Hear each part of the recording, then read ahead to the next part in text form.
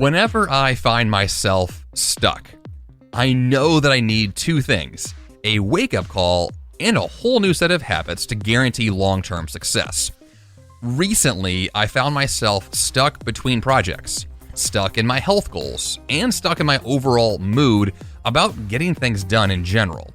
Now, the way forward was a lifestyle shift that is based on what I choose to do and choose not to do every day. This is the 5 a.m. Miracle, episode number 412. 5 bad habits that I eliminated and 5 healthy ones that replaced them. Good morning, I am Jeff Sanders, and this is the podcast dedicated to dominating your day before breakfast.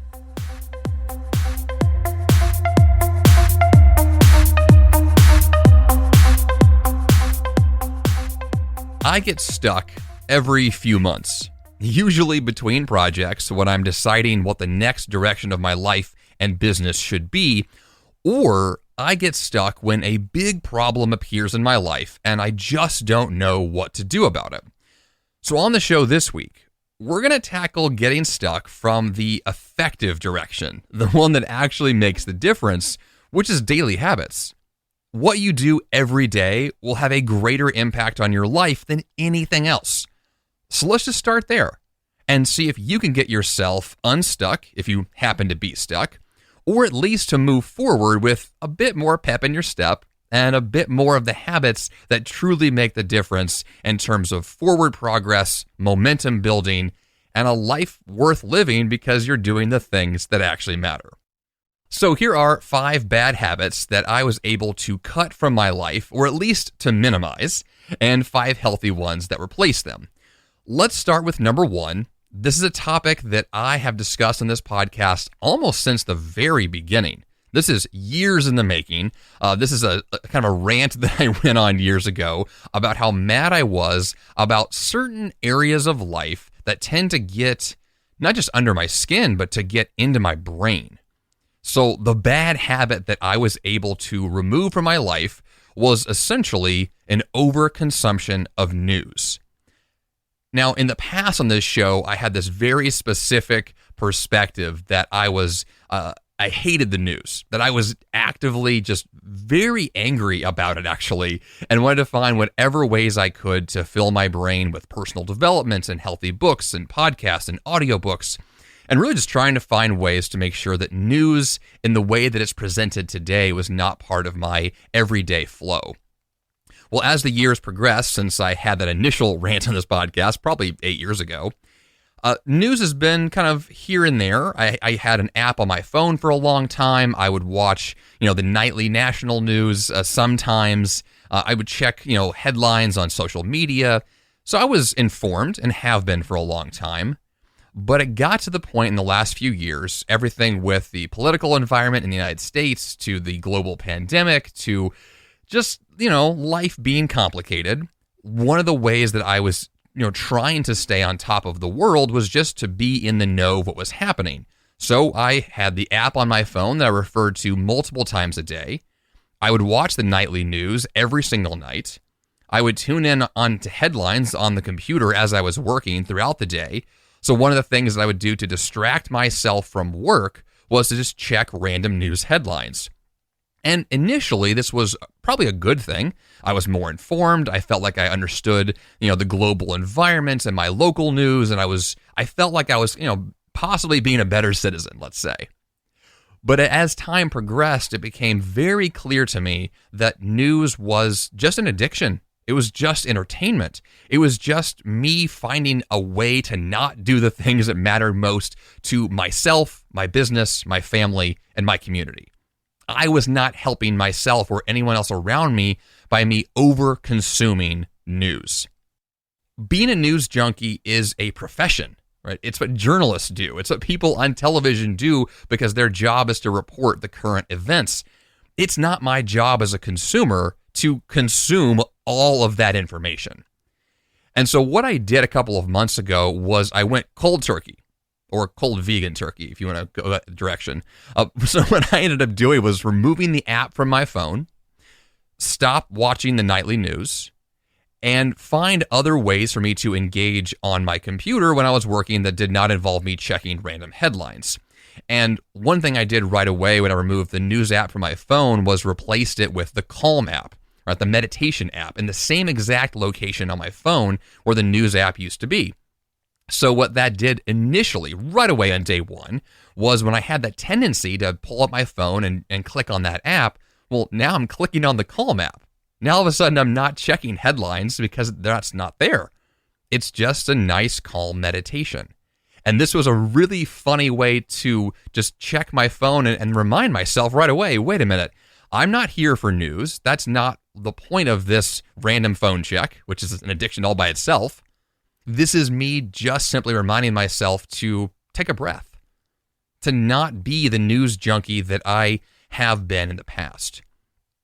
In addition to that, I mean, you can use blockers on your computer to say, the Freedom app is a good one that will block websites or entire apps altogether.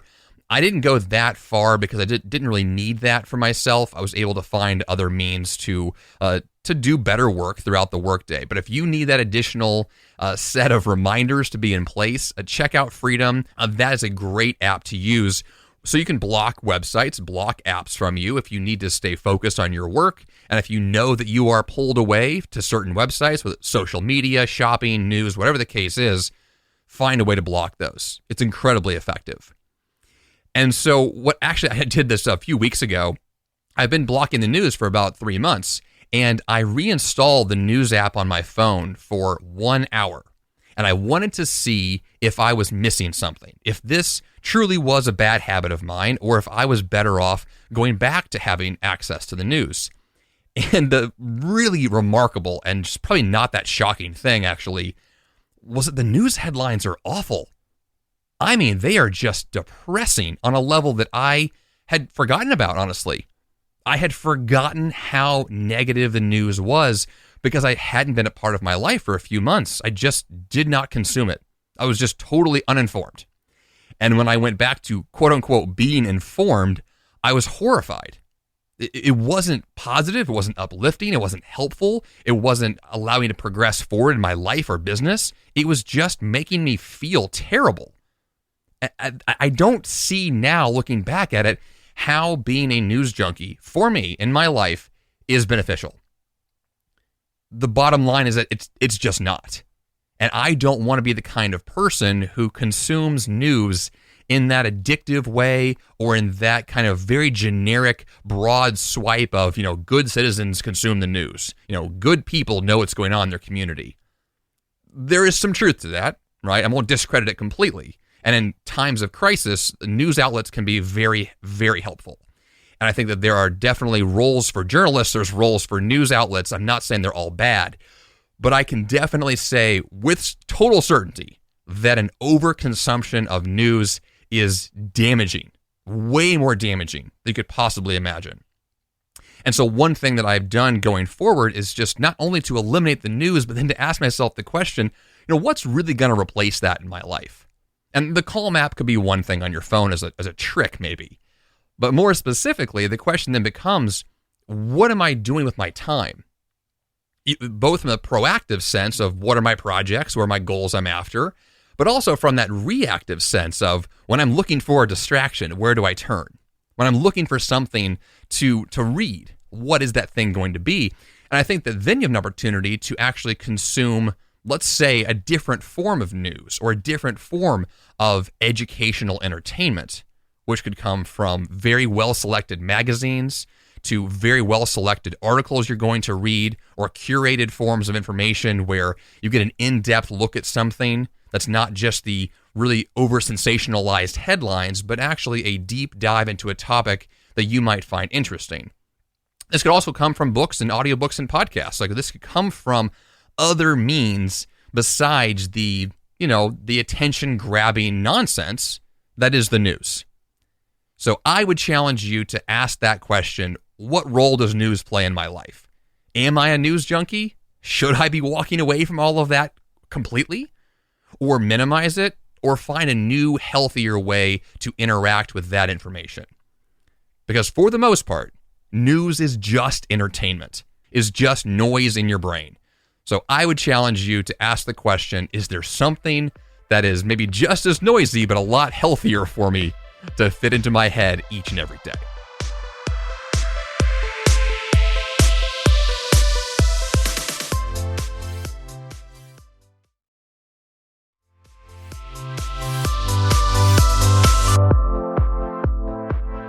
Bad habit number 2 that I was able to cut, and this is one I've discussed on this podcast actually just earlier this year, and one that I actually feel more confident about now than I have felt in a very long time, which is that I was able to, knock on wood, I was able to remove alcohol from my life yet again.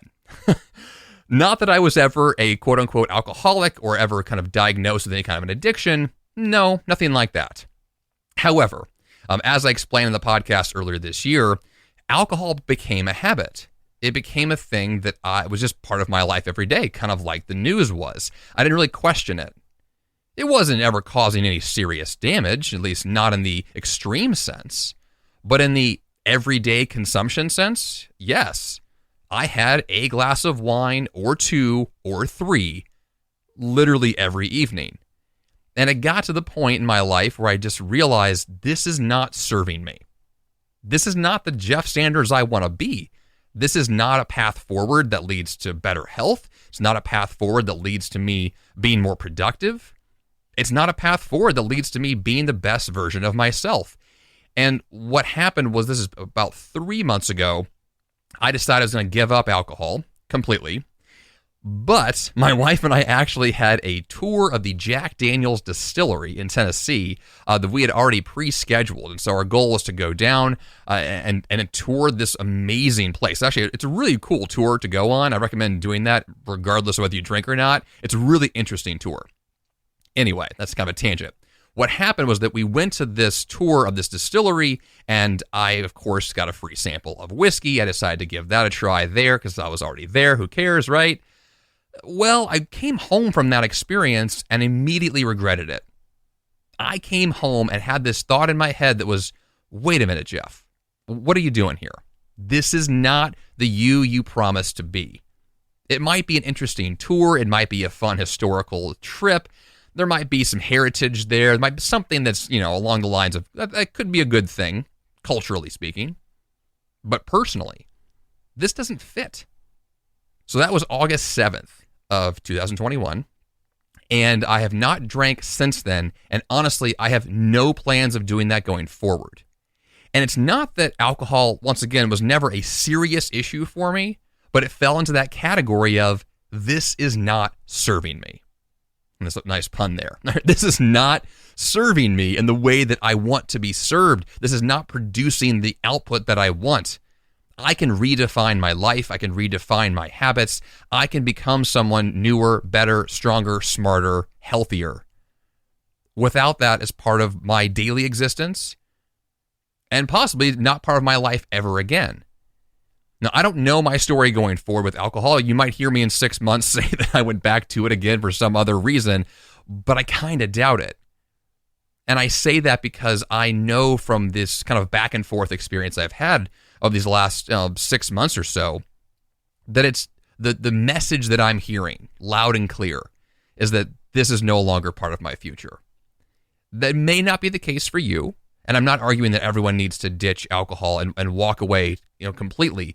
But what I am arguing, and this is, I think, a really healthy practice to have with all of your habits, is just a reevaluation. Right? What role does this thing play in my life? Does it belong? Does it not? Should it be minimized, cut completely, restructured, reframed?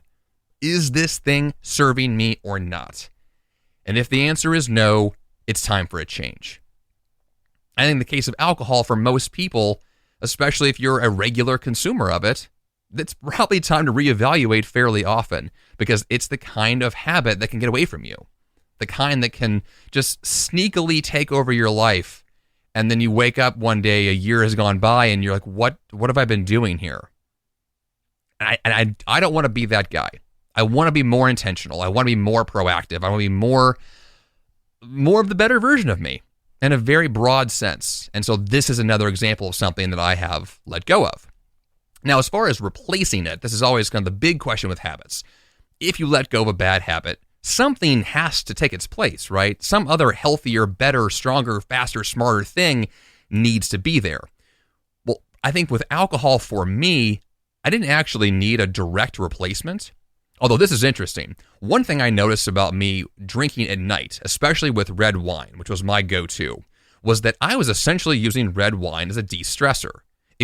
I thought of this as something that ends my day. It's a nightcap. It's the kind of alcohol I would drink to say the work day is over. I'm just going to chill and watch some baseball on TV, and then I'll go to sleep.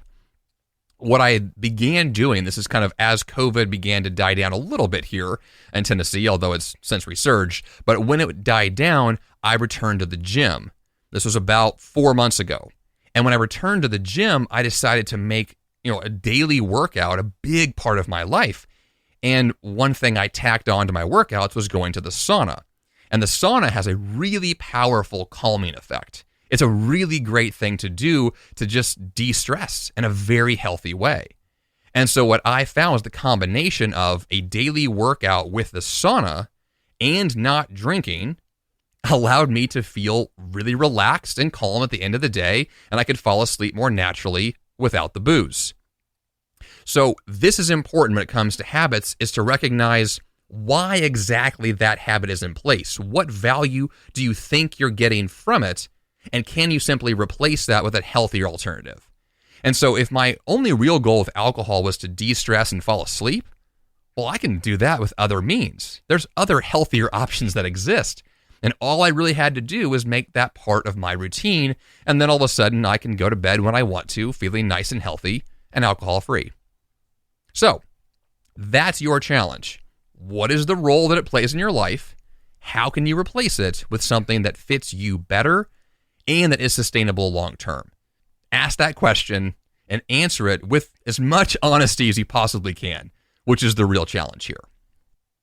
Bad habit number 3. And this is one that relates to exactly what I just mentioned about going to the gym, although this kind of plays into, I think, the COVID lifestyle, the pandemic world of lockdowns and isolation and the challenges that we all face as a global community in the last couple of years and are still facing in many ways. There was a tendency for me when COVID kicked in to put a lot more energy into work. Because I was stuck at home every day, I had access to my computer 24/7. Well, that means I could work a lot. And so I did.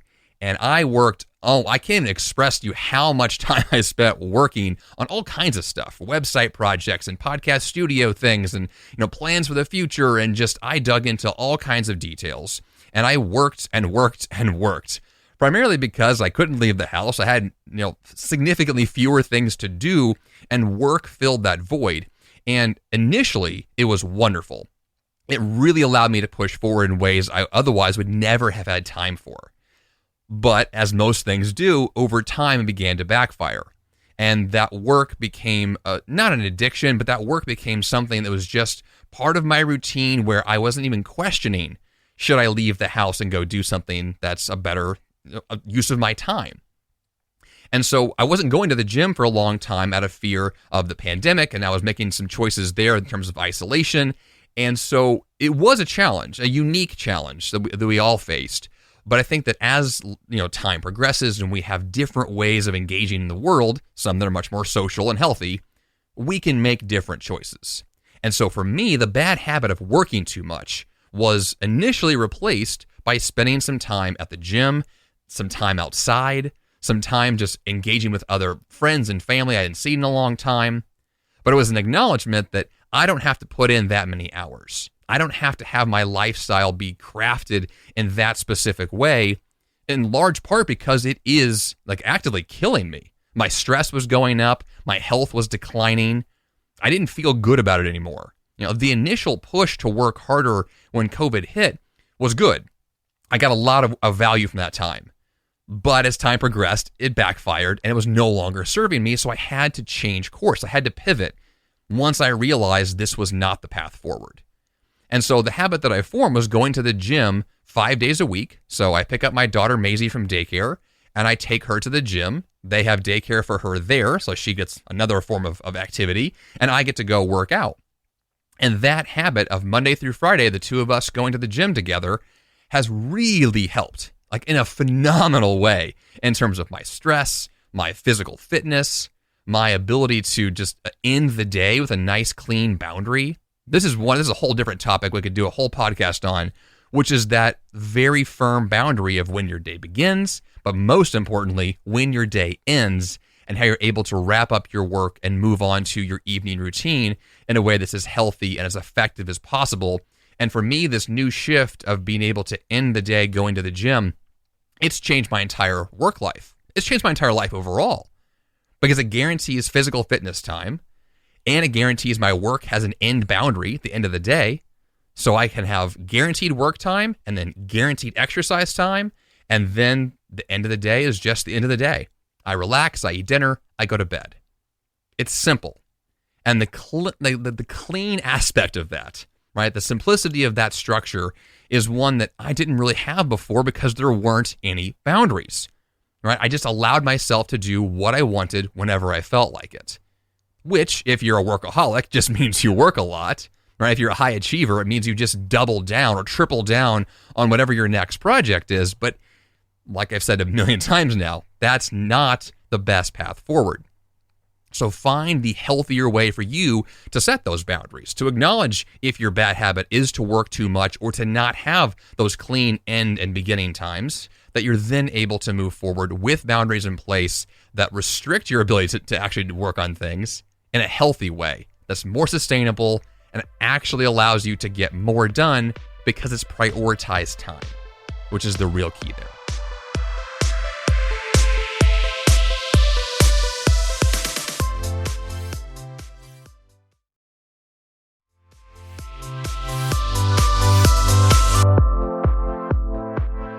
Bad habit number 4.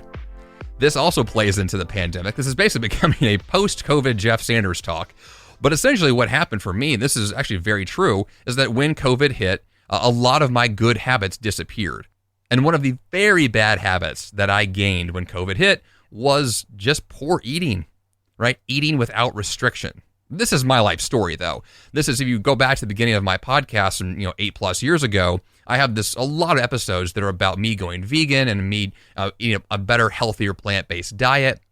But one of the keys to that entire transition for me was to, yes, I eliminated some animal products from my diet, but I still didn't hold myself back. I still ate a ton.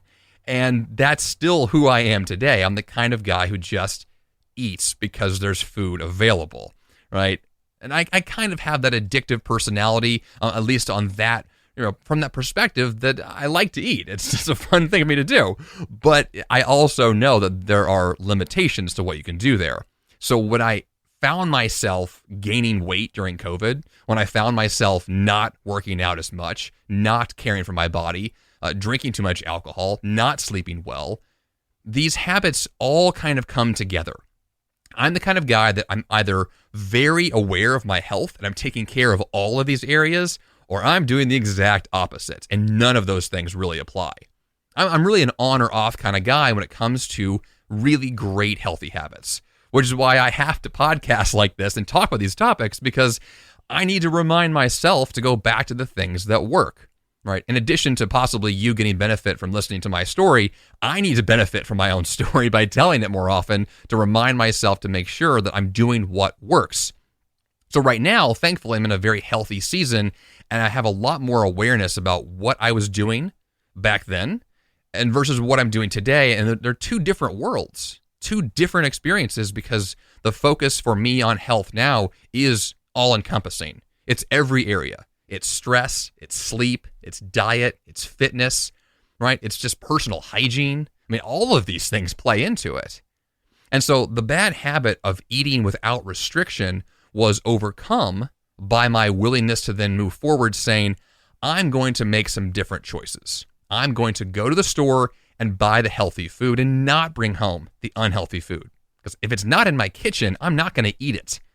This is a key thing for anyone who works from home, like I have for the last 7 years. Or even if you work at the office, oftentimes you have the choice about the kinds of food that you bring into the office, and therefore it defines the kinds of foods that are available for you to eat. I know me personally that if the food is not in my kitchen, I can't eat it, and I won't. So if I only bring home the healthiest food, that's what I eat. I just had an episode of the podcast just last week with Melissa Vogel, and one of the things that we talked about was that, you cannot outrun a bad diet. You cannot go to the gym and lift so many weights that you burn all your body's fat, right? If your goal here is weight loss, if your goal is fat loss, if your goal is a healthier version of you in the mirror, 80-90% of that is going to come from your diet. And so if you're able to reframe what that looks like, to buy food that you have determined to be healthy, bring that home and you eat that, that's a huge step forward, right? Without getting into the specifics of which diet to choose and why, most of us fully understand that we eat foods we shouldn't, foods that we know are not healthy, and we know foods we avoid that are healthier. So just make that swap. Just simply reduce the bad foods and increase the good ones and see where that takes you. That's what I've been doing recently. It's already working. This is not actually rocket science. It's not actually that complicated. We know the information. We know ourselves. We know our tendencies. We just have to act upon those. And boundaries are helpful here. Boundaries around what you buy and what you don't. Boundaries around your daily habits, what you choose to engage in and what you choose to avoid. This is all in your control. It's in your sphere of influence. You have the ability to choose what goes in your mouth every day. And I know for myself, I need boundaries. If I don't have boundaries, I will probably make the wrong choice more often than I should.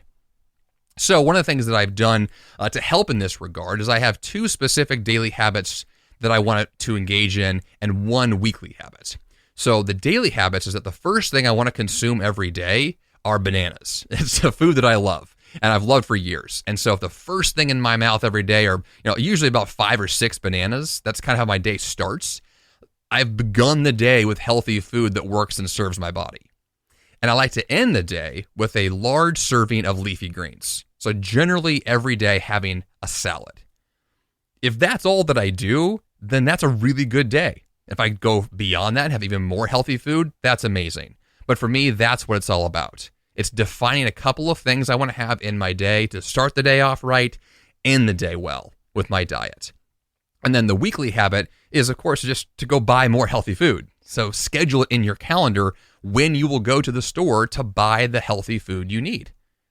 It needs to be part of the weekly review process when you're scheduling your focus blocks of time, when you're scheduling your big projects, when you're looking at your calendar, you should definitely have time on there for when you buy your healthy food. And if that's not a part of your calendar, that could be the game changer that you need to get yourself moving in the right direction. Because almost everything in regards to goals and success and projects being completed, almost all of it has to do with time management of how your calendar and task manager, combine to form the results you get every day. So put it on paper, write it down, and then do it. That's it. And finally, bad habit number 5. I have been letting junk pile up in my life, physical junk, stuff, for far too long. One of the things I did during COVID was to double down on working, but I didn't do as much or didn't put as much energy into cleaning up the messes. I did so digitally in terms of my website, my online file storage, and I did a lot of good work in terms of the digital world.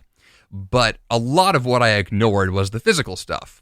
So in my house, my garage is the dumping ground for random things. And so it got really unorganized, really sloppy. And so I went through a process starting about 6 months ago where I was going to clean up my life kind of piece by piece, room by room, closet by closet, and figure out how to get my stuff together, right? Because the bad habit here over time is that if you let things pile up, the stuff runs your life. I've interviewed minimalists on this show multiple times, and I view myself as a wannabe minimalist. I love the idea of owning less, but I also like the value I get from the things I purchase. But over time, things become less valuable to you, and you have to reevaluate and get things out of your life. Physically remove them, donate them, throw them away, recycle them, right? Find another use for them, repurpose them if you can. I built a new bookshelf recently, and I got rid of a lot of things, and I found ways to really organize my life in large part because my wife and I are pregnant with our second baby coming in just a few months. And so this is me kind of playing house. Like, I'm trying to figure out, where does all this stuff go?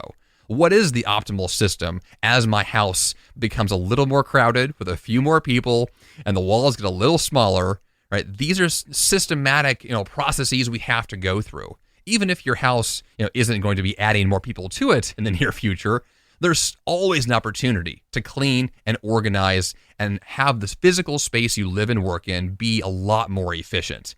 And I love the idea of being able to go through an area of my life on a recurring basis.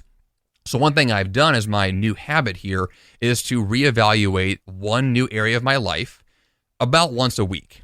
I want to periodically go through a new area, gut it, rebuild it, redo it, reshape it so that it's more clean and more organized.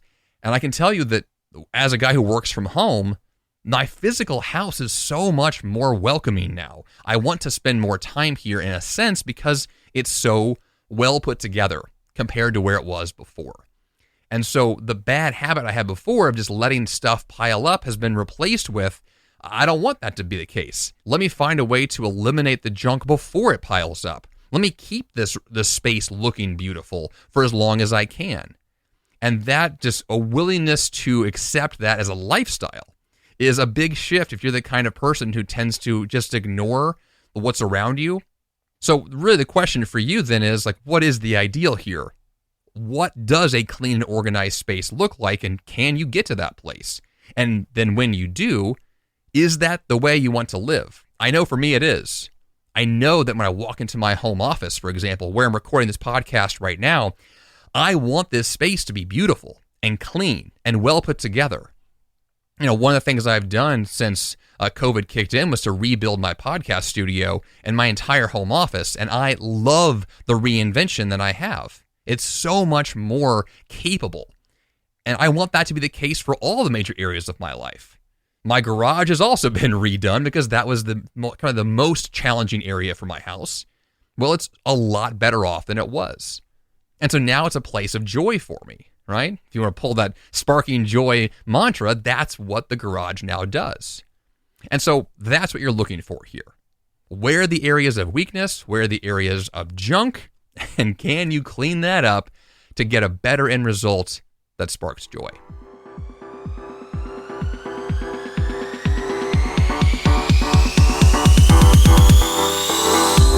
And for that action step this week, choose one bad habit and its replacement.